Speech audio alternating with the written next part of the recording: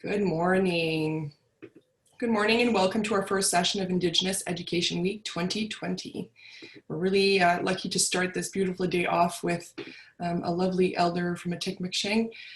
So before we start, I'd like to not only recognize, but I would like to honor the Robinson-Huron Treaty of 1850. We would also like to honor the traditional territory of Atikameksheng Anishnawbek, on which Laurentian University is situated. Also the traditional territory of Wanapitei First Nation, on which part of the city of Greater Sudbury is situated. And really any and all treaties and traditional territories on which our participants reside today. Now more than ever, I think it's very important to privilege these treaty territories and honor relationships to one another and to the land. So thank you for joining us for our first event of Indigenous Education Week. We're really lucky this week to be discussing our theme of land, medicine, and sovereignty. So I think we all know that medicine and land are so interconnected, and land really is medicine. And the opportunity to learn from our mother as part of her can be a great source of truth, respect, love, wisdom, and so many other gifts. With that, thank you for joining us and being part of our community. I would now like to invite Elder Julie Ozawagosh of Atikameksheng Anishnawbek, who has graciously agreed to provide opening words to start off our week in a good way. We are so lucky to be able to hear her words, and I always look forward to learning from her. So again, miigwech to Julie for joining us and sharing your wisdom with us. Miigwech, Emily. Can you see me okay? We can't see you. Okay, well, I knew that was going to be an issue. There's nothing I can do. I moved my screen as far forward as I could. So I think your camera's off, actually. Eh? I think your camera is off. My camera. Okay, where do I find my camera? Share screen? No, on the bottom you have a mute button and you have a stop video button. Oh, right. Okay, I see it. Okay. There we go. So can you see a good part of me or just partial? We could see most of your face and we can see some lovely smoke there. Yes. Okay, we're in action. Good morning, everyone. I'm really honored to share this day with you. So I'm going to start off with a prayer, and then we'll get into some topics, and I'll have you all do a virtual smudge here.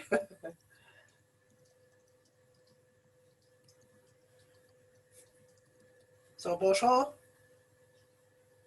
Wache, Sego, Kwekwe.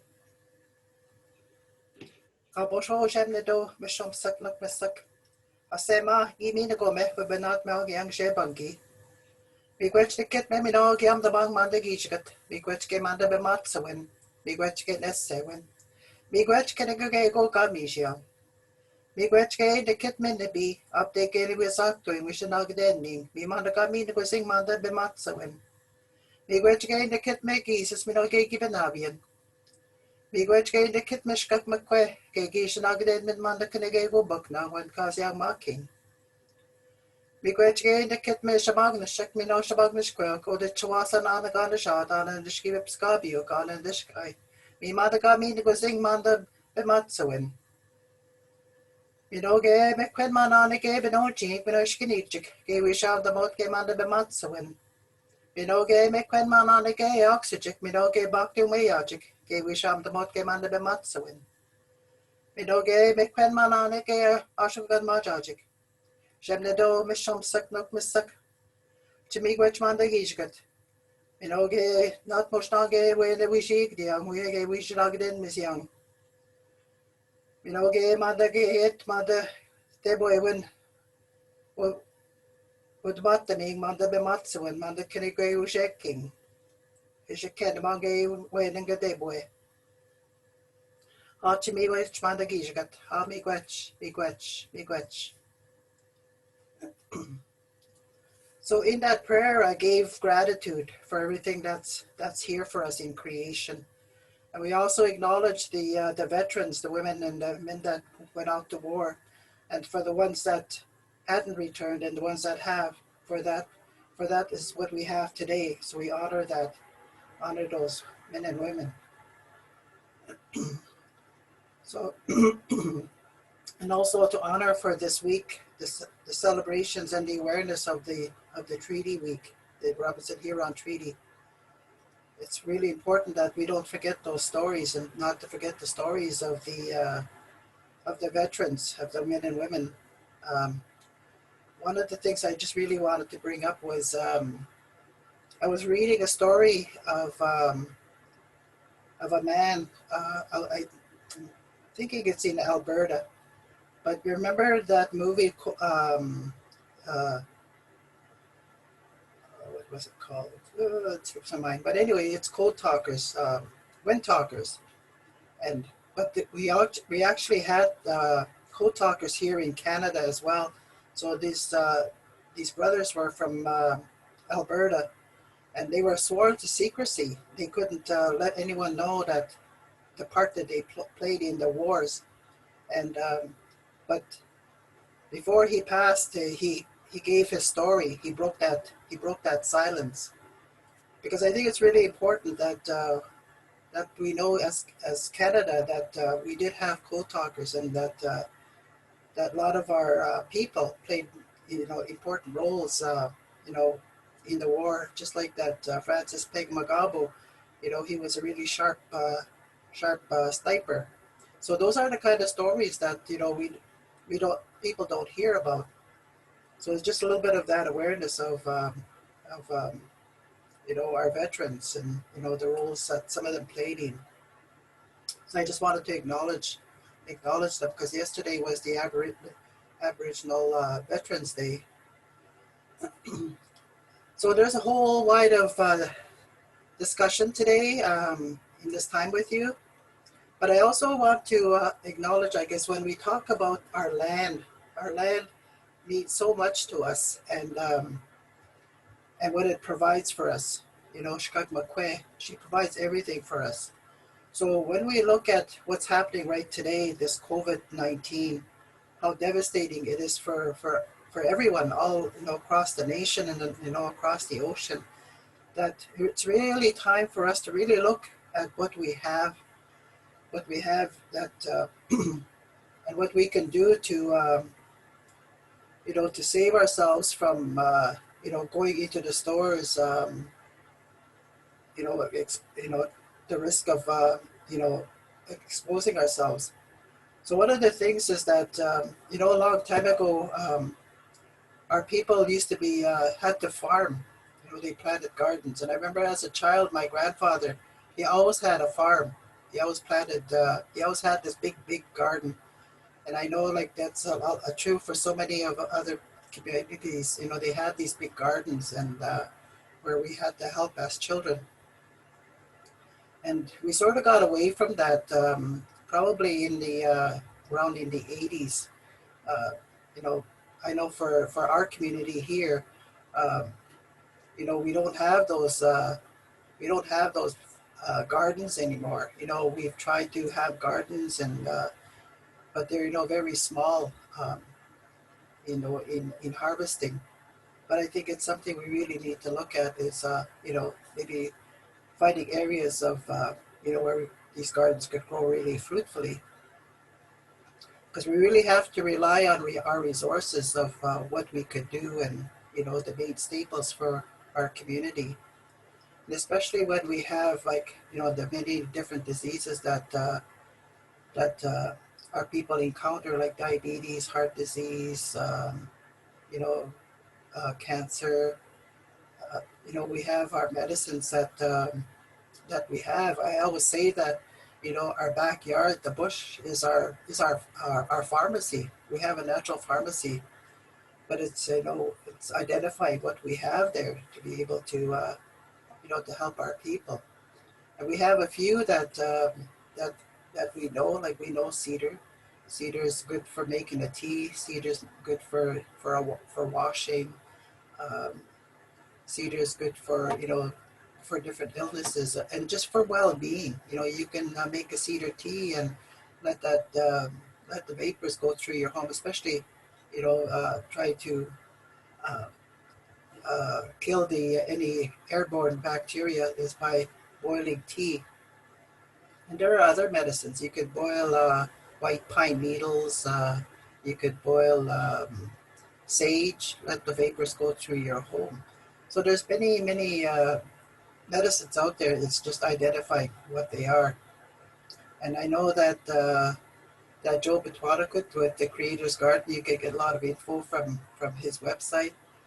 Um, but yeah, so like we need to go back to what we can do to harvest our medicines, and maybe even to even barter. What we can do.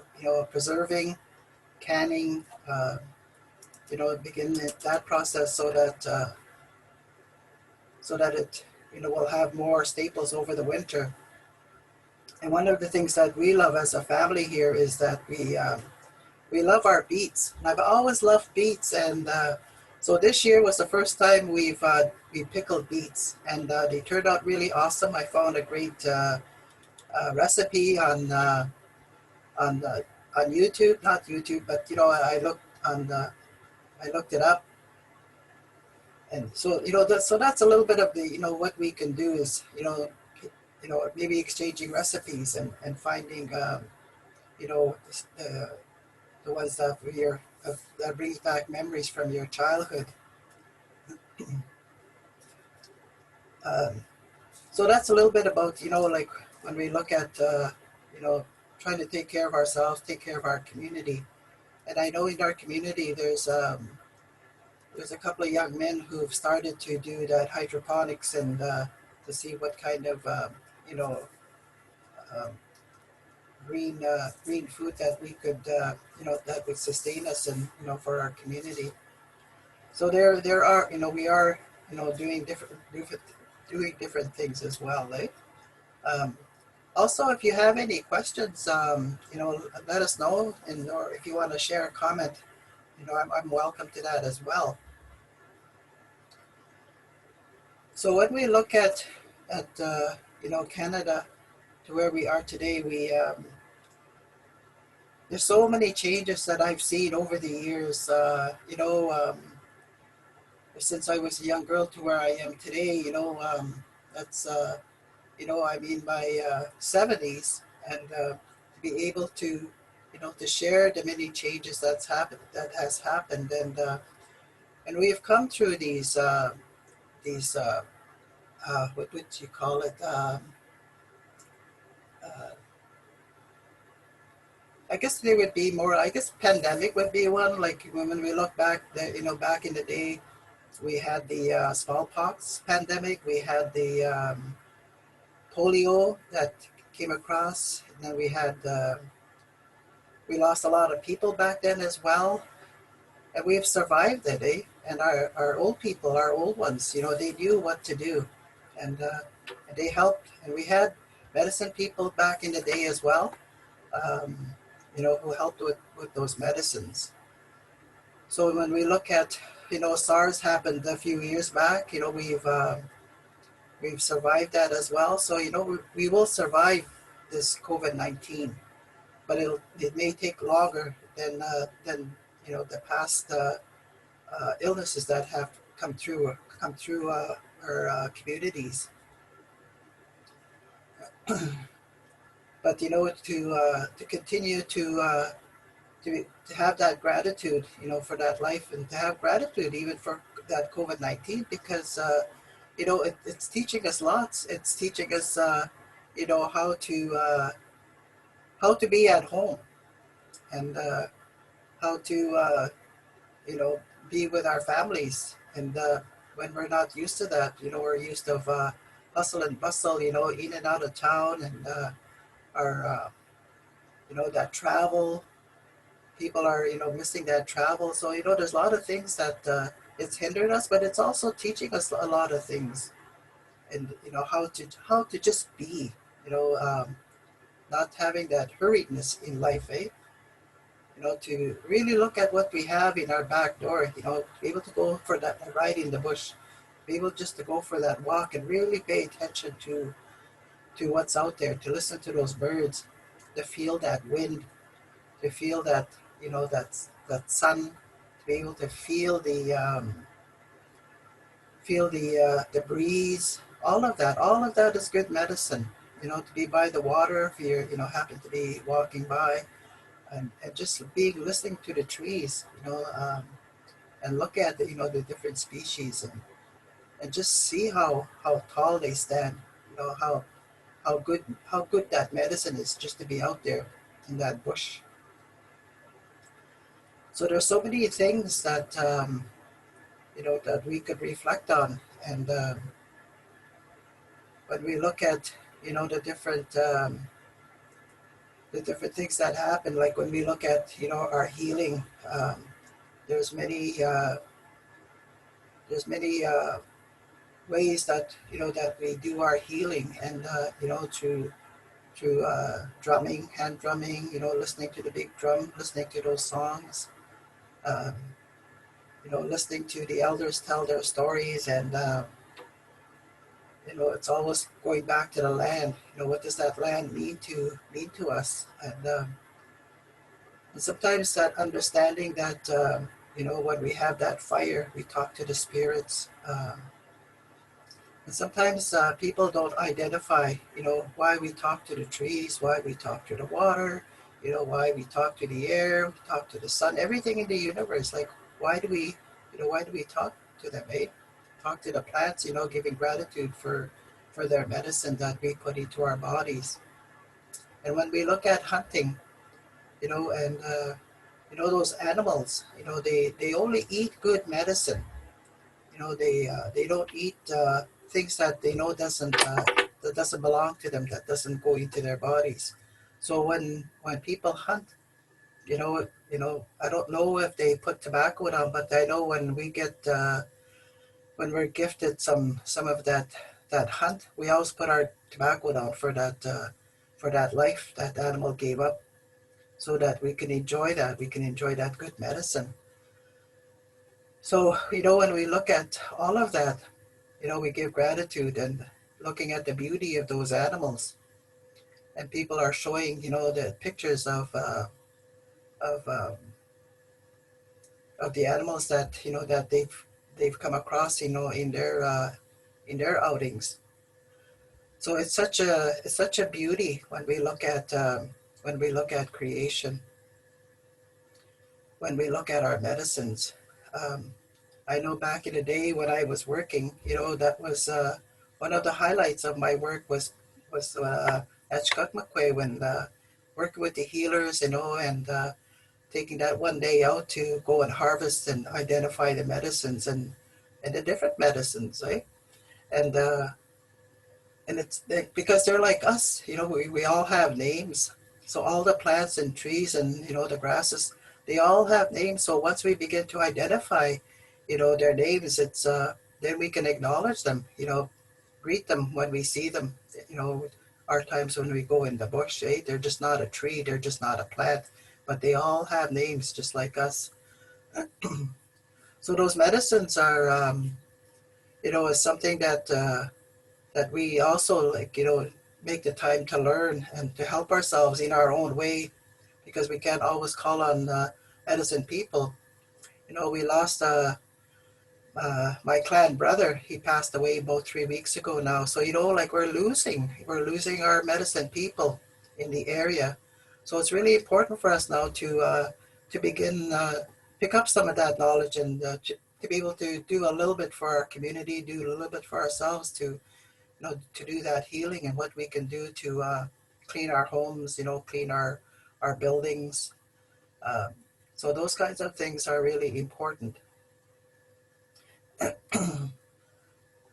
So if you have any questions, just or comments, just put your mic on, and we'll be able to hopefully to answer some of your thoughts or your questions.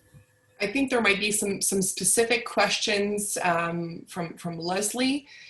She was asking about willow and arthritis and specific types of medicine. So maybe I'm wondering if you can maybe talk about that process when, how do we start learning about different medicines, because some things could be dangerous in the wrong time or the wrong circumstance. So how do we learn bit by bit about how to harvest, when to harvest, to do things in a right way, something that will help our bodies and not hurt the trees or the plants that we're harvesting from? So Leslie asked specifically about willow and arthritis. Okay. Yeah, so we know that willow is one of our medicines. And so when we look at the seasons play a very significant role in how we live our life. So right now, because we're coming into the fall season, everything is going dormant. So everything is starting to turn brown and, starting to lay upon Mother Earth, so that all of the things that fall on her now, she's being nourished by all those leaves and the branches and, the grass. Everything's laying down now. So that's how she's getting her nourishment now. So over the winter, the winter time is when we begin that storytelling. It's a time when we begin to do our crafts, for the ones that do crafts. It's time for them to, start putting their goods together. And so that laughter and, doing this, having that family time. So when spring rolls around, so spring is a very crucial time. It's really, like in our busyness of life, and say, well, I know that, maple syrup is coming, that sap is going to run. But right now I got to take care of all this stuff, So medicine doesn't wait. Our busyness, if we've missed it, then we're done. Like we have to wait a whole year again to go back and, to take advantage of that time when that sap is running, because it doesn't wait for us. We can't push a button and say, hold till I'm ready. So, it's all about time. It's all about time of creation. So that's when all the medicine starts to awaken. Mother Earth is shifting. She's starting to, make that life happen. And, also all the plant life is coming. The trees are starting to, shift as well. And, getting those leaves are starting to come. And so it's all about timing. So in the springtime, so we go with the season. So there are different types of plants that, grow right at the beginning, or there are plants that are not ready till in the fall. So once we know what those plants are, once you have that interest in what it is that you want to learn. So every plant has its time. And, just like sweetgrass from July 1 to, about mid-July, 2 weeks. That's, if we're lucky, maybe it might be 3 weeks, or maybe at the end of June, depending on the weather again, Mother Nature has its own time clock. So, if we get really, really hot weather, well, you know what? We're not going to get a lot of harvesting. Like we look at the blueberries, if it's really hot, they're going to burn. So everything is, we have to look at Mother Earth, what she's doing with nature, right? With the grandfather, son, everything is timed. We have to really pay attention to that. So when we look at the springtime, when we look at the new shrubs that are just starting, like the willow trees, they're between, I would say, like May till maybe August. You can harvest, the little trees for the barks. But usually I would say like from April till maybe end of June is a good time to start picking if you're going to look at barks and, the willow tree, because they're easier to peel at that time. And after that, they dry, they're mature, so they don't peel that easy. So there's a lot of scraping. So around from April till June, I think is a good time to like harvest like barks and that, and the peeling is good.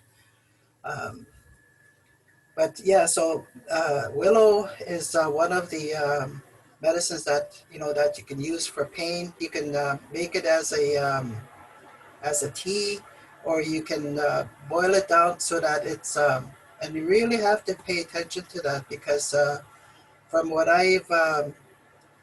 when I've listened to Joe Pitmanovic, if you're going to make it down into a paste, you really have to, like, it's just a very light simmer, and it's constantly stirring, and you can't leave your post, because if you leave it, it'll maybe the embers will go down too much, and it doesn't work.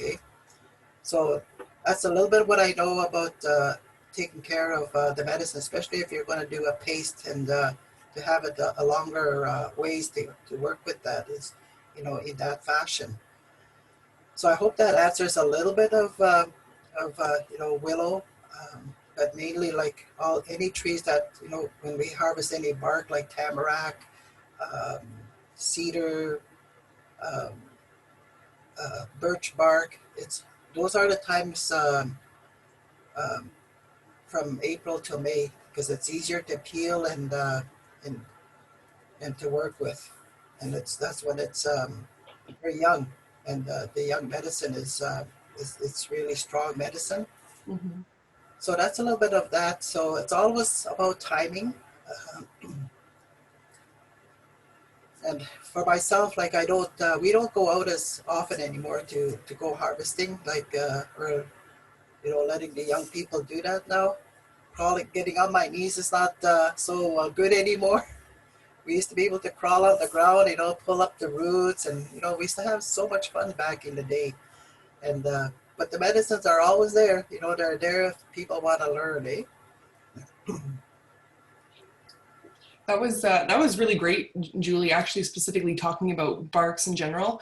And I think lots of people are really curious about those things. So it's just to go learn from someone and learn from the forest, I guess, right? Spending the most time you can out there to be able to gain a little bit of knowledge every year, and hopefully, I think it never stops, right? That's Would you? yeah. I'm curious about something that we hear a lot, specifically during the pandemic. We talk about pollution and all these things, and we always say that humans are just the worst thing to ever happen to planet Earth. But then we seem to forget that we're part of Earth, that we belong to her, right? So what do you say? What do you say to those people who say that, good riddance with the humans, we shouldn't exist anymore, and that without us the Earth would be perfect, perfect and happy? Well, I think those people are very, who have that kind of mindset, is that um, I'm not even sure what the word I would want to use. Probably not a good word. But I think like we coexist all the time, because there is because I think if there was no people on Mother Earth, um, things would go out of hand, like in creation. So I think there's a balance that we as humans do, to Mother Earth, as well as the animals. They play a part in this ecosystem as well, right? And so I think we all work together. We all provide that balance, and also the balance of how much we need to take from Mother Earth. Even the animal life and the bird life.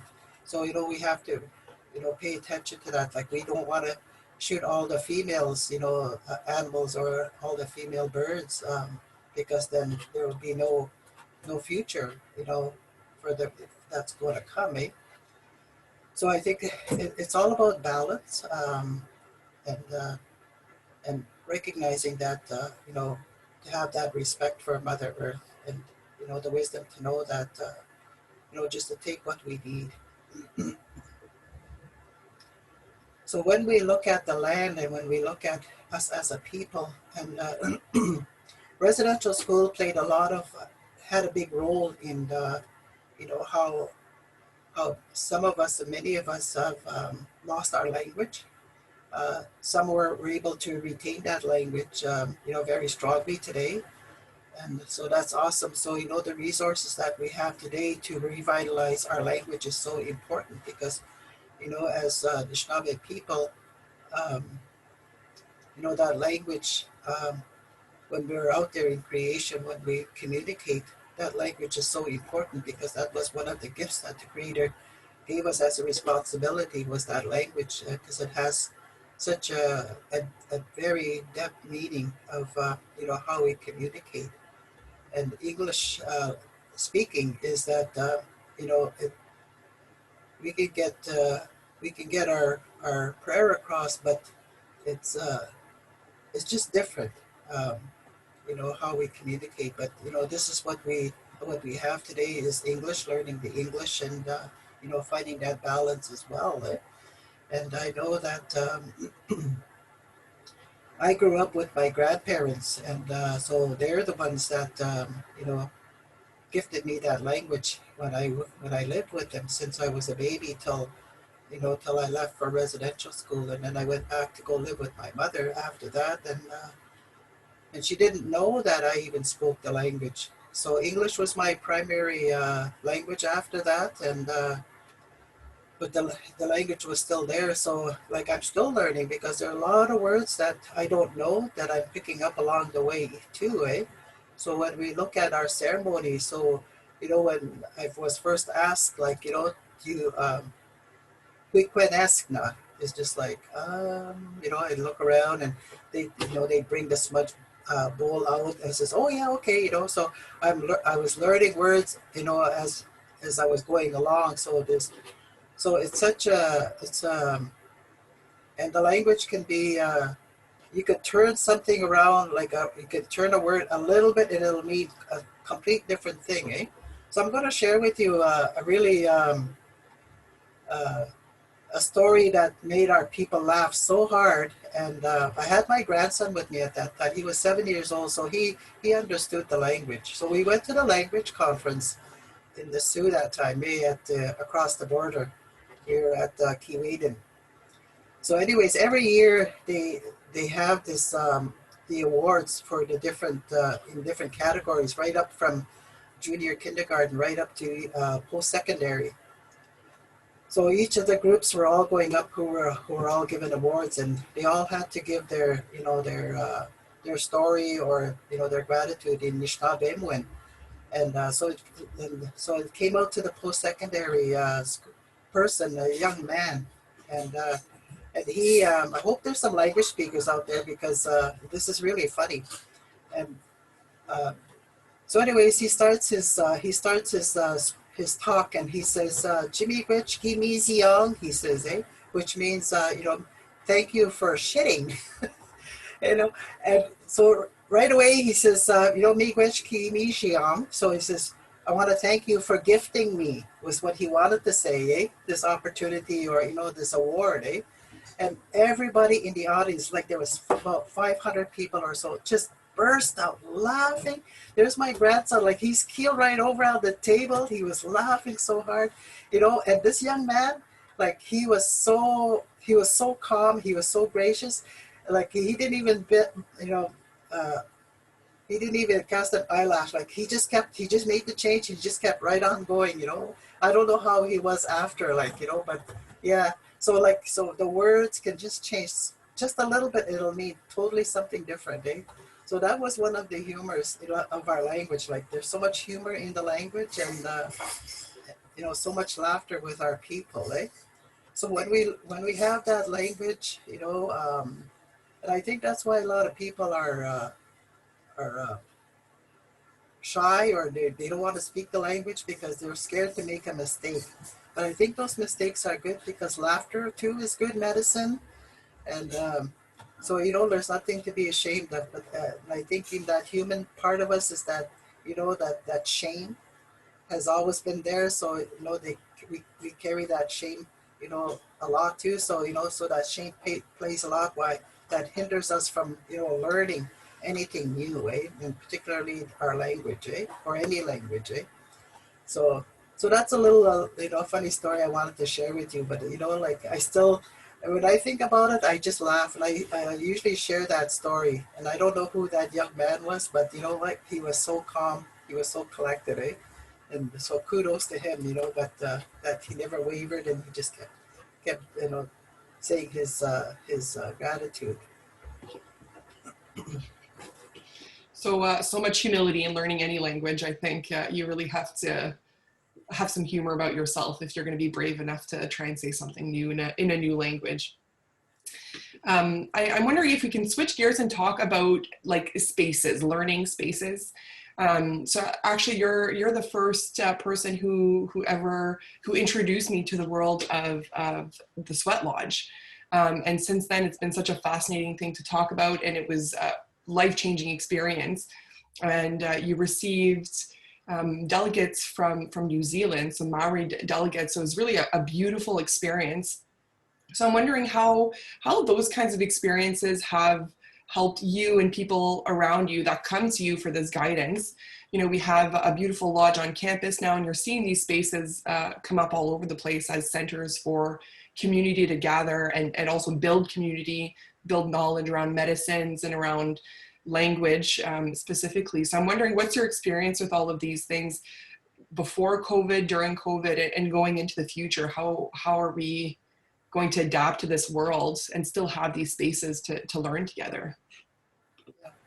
I think that, you know, so when we go look back in history, that, you know, our ancestors had all these ceremonies, you know, and they had all these, you know, when to have these ceremonies. So when the Jesuits came, they really punished our people for those ceremonies, and but the ceremonies went underground, and they were that way for a long time. And I think it was around the late late 60s, I think, when the ceremonies and teachings started to emerge, and they were slowly, you know, I sat in one sharing circle one time, and I really didn't understand, and I didn't go back, but that was the beginning, I think. And I thought about it lots. I said, you know, what is that? Is that something that something new, or has it been there? But I never went back to explore that until much later in life. And so when we had training sessions at the Friendship Center, they always brought elders in. Elders were, you know, guided the, you know, the sessions, and, you know, would provide more insight. So elders also played, to my understanding today, they play a really crucial part to understand, you know, what life is, you know, what a person's going through in life, looking for identity, looking for, you know, where do they belong, where's my place, you know, what do I need to do? So they're searching, they're wondering about their life, and they're wandering, like, you know, where do I belong? Because a lot of us, you know, we find ourselves maybe homeless, or, you know, that they needed to leave community for safe reasons, for, you know, whatever those reasons might be. So when I started working at the at Atikameksheng and meeting the healers, and so ceremony was starting to play a really important role, you know, on their arrival, and listening to their stories, and so I was very open, because I was searching too. You know, I just felt there was something missing in my life. And so when we look at identity, you know, what is my place? What is it you know, who am I? We begin to ask, like, who am I? So back at the time was Adam Lucieba. He was from Red Lake, Wisconsin, and he was a healer. He was like a doc. He was like an amazing doctor. Um, I had asked him, after I got to know him like quite a bit. Every time he had sessions, we would go up to the Sioux, to the Friendship Center, or, you know, different places where he had gatherings, and so, you know, we'd sit there and listen to him, and so so I started to feel comfortable with him, and, you know, he had a lot of humor. So that's when I asked him about you know, about my having my spirit name. So I asked him, and he said yes. So he took my phone number. He says, "I'll get in touch with you by phone, because for the distance wise." I said, "Okay." And so having, you know, having a spirit name, having your, you know, what your clan is. Sometimes we have to research into our family name, and if we don't know that, we have to go back and search family names, and, you know, did they have a clan system? You know, who is my clan? So sometimes we have to go searching for that, and sometimes you know, they were never talked about. Um, and I know, like, growing up, we never talked about clan system. We didn't talk about the seven grandfather teachings. But somehow in us, we know that we want to be good people. And when we look at what we're doing, and we look at the 7 grandfather teachings today, we know that we walk with these. They're in us already. And how we work with them, some of them, a couple of them might come up stronger in one day, and then maybe a couple of days later, the other ones will come up stronger. So we work with those, and I recognize, which of those grandfathers, and that we work with, during our lifetime, right? So when we look at ceremony, and people were hungry after, people were starting to be really hungry, to hear about the teachings, to hear, where do I fit, in on this on Mother Earth. So when so as I started to really listen to, different people, in our area, our medicines are here in our area, uh, that we begin to recognize that it's all here for us, and the ceremonies are here. So I know that when the sweat lodge uh, ceremony was, was gifted to me or instructed for me to do, I really resisted that, because I thought, wow, this is such a big responsibility. And I argued with my clan brother who's passed away now. I argued with him, and I say, why are you picking on me? Why are you doing this to me? And he says, I'm not picking on you. He says, I'm guided by the Spirit to tell you this is what you need to do now. They're telling me that. He says, I'm not the one. So I argued with him for about a month on this day. And but yeah, so as I became comfortable and I trusted the spirits, I trusted my helpers, and I put it out there every day, so that like, we don't work by ourselves. Like any of us, that when we do work, we work with our spirits, we work with our helpers, and we work through with, even with our spirit name, we work with that. They're the ones that helps us and grounds us, to do this work, in ceremonies. So ceremony of the sweat lodge is some, for some, it's a very life changer. They something transformation happens, okay, and for a lot, and they come out, and sometimes we have to work with them after, because it's something so profound has happened, in that lodge, and you feel, when you come out, you feel like a new baby just coming out and just feeling so fresh and clean, that being able to get rid of all that sadness. But there's always like the ongoing work, keeping that, and the life forces that come, like the negative energy that comes after. Oops, am I still on? Yes, you are. I have a white screen. We still see you. Oh, you still see me? Yeah. Oh, okay, awesome. I'm gonna press this button to see what happens. Ooh, okay. There we are. These are the moments I get really scared. This is, oh. We get teachings from technology as well, I guess, right? Oh, yeah, that's another thing. They call me Cyber Grandma. But we're getting lots of questions, Julie, and I'm going to try and work them in kind of together to see if we can. So we got a question from Darlene and one from Chris.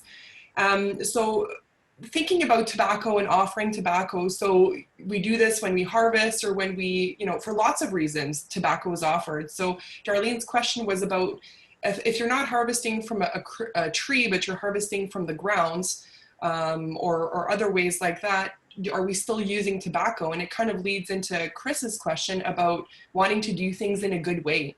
So specifically when people don't know about medicines necessarily, when they want to get into these discussions and get out on the land, how do people learn, but also with allies, with people who are non-Indigenous, how do they get into this, to do this respectfully by offering tobacco, by harvesting respectfully and sustainably? So questions on allyship and appropriation of Indigenous medicines, Anishinaabe medicines.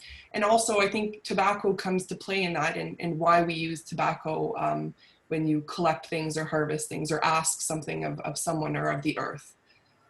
okay. So tobacco is one of our medicines. It's almost one of our medicines that we gift to ask for anything, like Emily is saying. So if you're approaching an elder for a question or guidance, that tobacco comes. You offer tobacco. It doesn't matter what our intention is, what that might be like, we make that offering.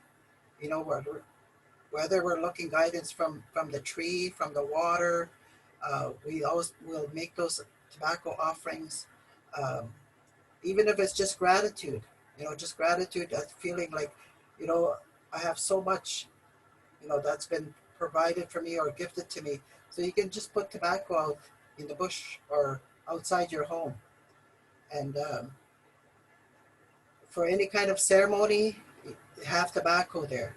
You know, if you have your teepee and there's medicines there, you hold that tobacco. And there may be a bowl there where you can put your tobacco after, and then the Shkabewis will take care of that tobacco, put that in the bush, or if there's a fire, you can burn it in the fire. So tobacco is one of the, even like, say like, because, you know, Emily had offered her tobacco so I could, you know, have this time with all of you. So after we're done with that tobacco, then we would go put it into the fire. And I always let Frank know, you know, it's time to light a fire. So, you know, we'd go put that tobacco in that fire, or we just go put it in, give it to Mother Earth and say, you know, I was asked to do some work, so I'm finished now. So I just want to offer this tobacco to you. So, you know, say miigwech for, you know, the things that you helped me with today. So it's always giving that tobacco back. So if you're gathering rocks, you know, for sweat lodge, or if you're, whatever it is you're going to take, if you're taking maybe maybe a branch, you want to make maybe you want to make a craft and you're using branches, then you would make a tobacco offering for that too.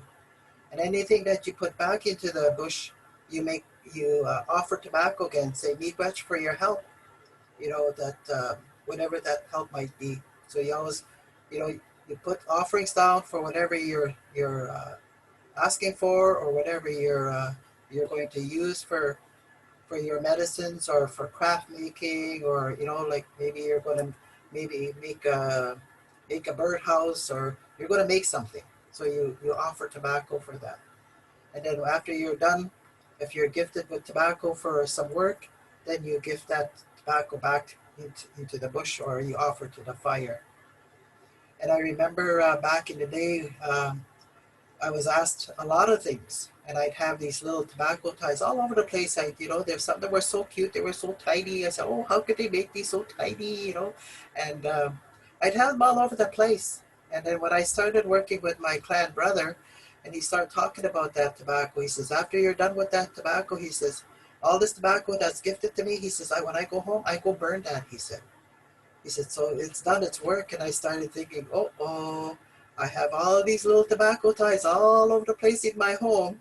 So that night, I gathered those all up. I said to Frank, we got to make a fire. I got to put all these tobaccos out and apologize for having them lingering around in my home, I said.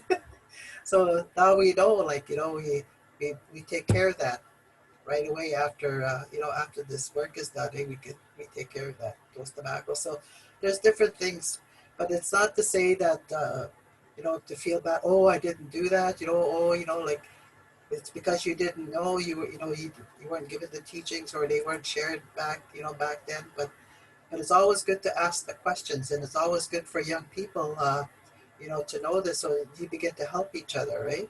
So that you don't always have to, like even for Emily. So say if you're going to go see Emily for some guidance, you know, gift her with some tobacco. You know, she'll share with you what she knows, and to anyone, because that's our way. It doesn't always have to be an elder or a spiritual person, or, you know, a healer, right? It could be like, you know, young people who are already walking and, you know, picking up these ceremony ways. Because I always say that every day is a ceremony. So I always give gratitude, you know, for that life that we are waking up to, for a new day. Eh? So we always give that gratitude.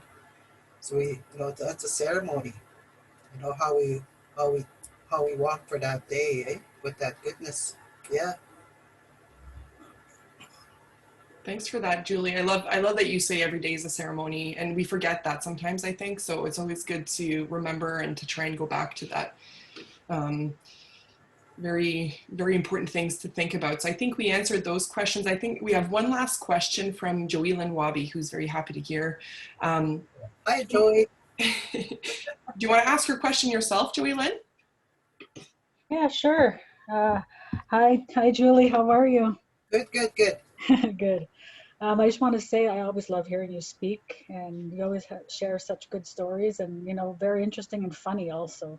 Like when you said the one earlier, I was laughing on this end about the. Well, I won't say it, but I just wanted to say I like what you shared earlier about medicine and how it doesn't wait, and how true that is. That we can't. You said we can't press pause on the sap running. We need to pick the medicines when they're ready. Um, and then you connected it to the world that we live in today, right? So modern technology, 9 to 5. And I was just thinking about my role at Laurentian, and I work with future social workers and also people that are already active in the field. And I'm wondering what you can share with them about that, about this idea of about how medicine doesn't wait, we can't press pause, but also, them with their organization expectations, right? So if they're working, say, for a social service agency, they would probably most likely work from 8 to 4, 9 to 5. Have to have reports due, need numbers, stuff like that. What's your advice on having them balance these two? Okay. I know that, working in any organization, even when I was working, that that work reports have to be done, always having to be mindful of, what you do in a day. So I would suggest, and I've heard my daughter say this, each day she would color code her different work. Like if it was her meeting, she would color code a meeting, or if she was with a client, she'd color code. So at the end of the day, or at the end of 2 days, she just picked those colors out to say, okay, this is who what I've done in those days, who the contacts were, or if it was a telephone call there. Color coding, I think, is really important. Um, if you work with if you can work with your medicine wheel, have a medicine wheel on your wall, and put your seasons on there. What is your seasonal work? What is like your admin work? What's your reporting? Put all those in there, and it reminds you when your reports are due, when they have to go out, so they're always there visible for you. And when do you feel like, then on your personal part is on the outside, you could put, what your stressors are, something's going on at home, how do I deal with that? And it's always link it back to medicine. Need to have that smudge. If you can smudge in your workplace, or liquid smudge works, that's available. Find out where you can get it.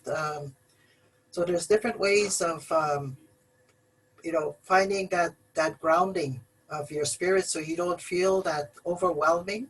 um, Putting cedar in your shoes, putting cedar in your office, you know, getting that liquid smudge. If you can't light the smudge, um, but always being, just to know, what your boundaries are, and how, and what kind of timelines, what is the expectation of timelines. So I think once you put yourself in a routine, um, I think that then you can manage your day.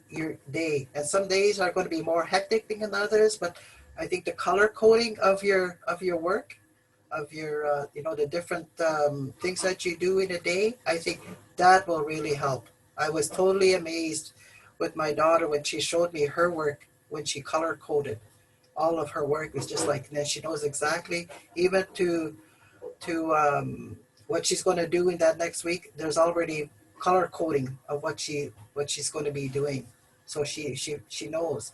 So I think, so when you can develop a system that works for you, and I think that'll help you out lots, and to try different things. You know what's going to work for you. I hope that's helpful. Yeah, Nahamigwech. Thank you for that. Um, definitely agree with your color coding ideas, but also that the medicine wheel is such a good introspective tools, and it helps us organize so many different things. And that's a practice that's been really useful in the last little while for myself. Lots of really interesting questions in our comments today in reference to all kinds of things. And I think people are really grateful to have heard from you today. Julie, I know I am, and every time I hear you speak, I learn something new, and I know I'll be thinking for the next week or more about some of the things that you've said. So again, thanks for sharing. And we're happy that you were able to start us off right, setting the tone for the whole week so that we can have really productive conversations as we move forward. The last thing I'll share is the schedule for Indigenous Education Week in the chat, so everyone's welcome to all of these events. Sally says a big thank you, Chimigwech, from many of our participants today. Any last words, Julie? Well, just enjoy your week, particularly this week. Frank and I, we go out for a walk every day. So last week, I jokingly said, "Oh, we saw our shadow, so we're going to have Indian summer for the next 6 weeks." Fingers crossed. Well, again, thank you, Julie, and I'm happy that you get to have your nice walk every day so that you can enjoy that. And I think we should probably all follow suit and do that for ourselves. So thank you, everyone. I hope you have a great week.